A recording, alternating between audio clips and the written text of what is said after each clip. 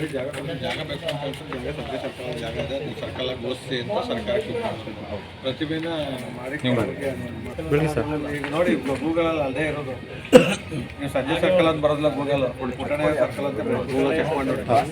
Google check ಮಾಡಿದ್ರೆ ಇನ್ನೂ ಒಳ್ಳೇದು. ಸ್ಟಾರ್ಟಿಂಗ್ ಪ್ರಾಬ್ಲಮ್ ಇದೆ.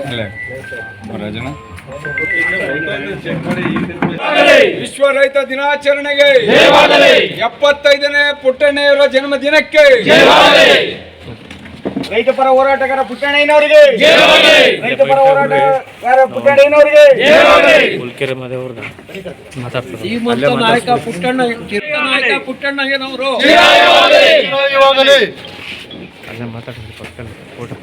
ಅವರು ಬಿಹಾರದ ಚಂಪಾರಣ್ಯ ಚಳುವಳಿಯಲ್ಲಿ ನೀಲಿ ಚಳುವಳಿ ಅಂತ ಕರೀತಾರೆ ಅದನ್ನು.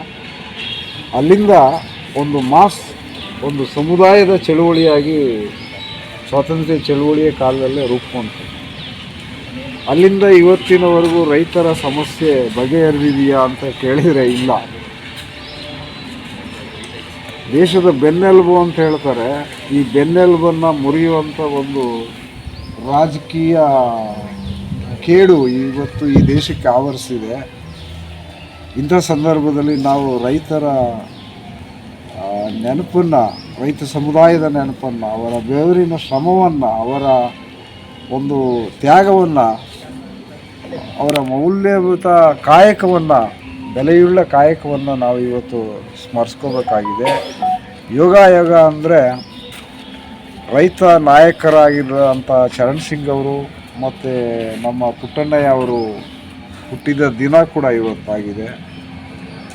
ಈ ಸಂದರ್ಭದಲ್ಲಿ ಅವರನ್ನು ಗೌರವದಿಂದ ನೆನೀತಾ ಇಡೀ ದೇಶಕ್ಕೆ ಅನ್ನ ಕೊಡ್ತಾ ಇರುವಂಥ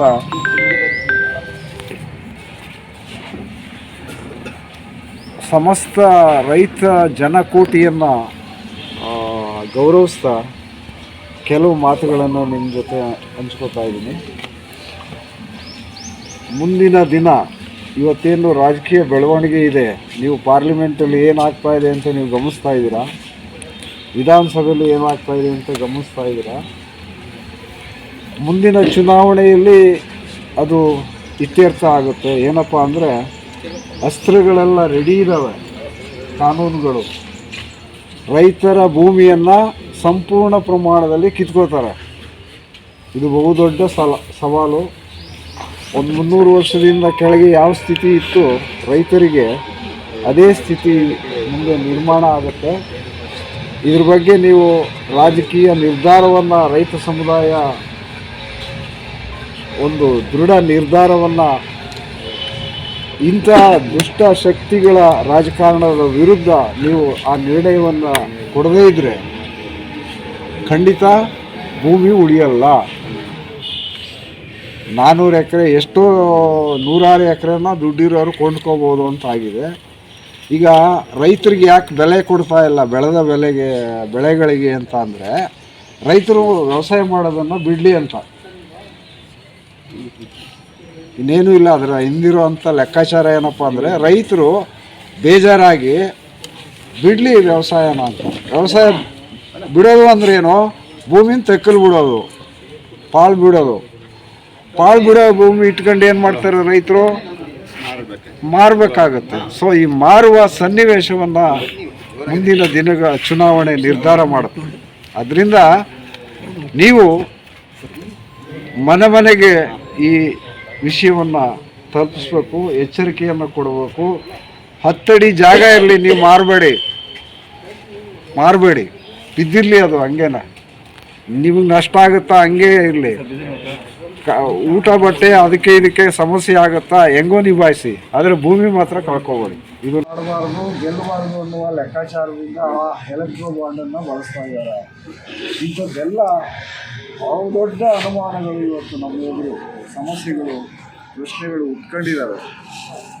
1 ಲಕ್ಷದ ರೈತರ ಸಾಲವನ್ನು ದೇಶದ 1 ಲಕ್ಷ ಕೋಟಿ ಅಷ್ಟು ಇಲ್ಲ, ಮನ್ನಾ ಮಾಡಲಿಲ್ಲ.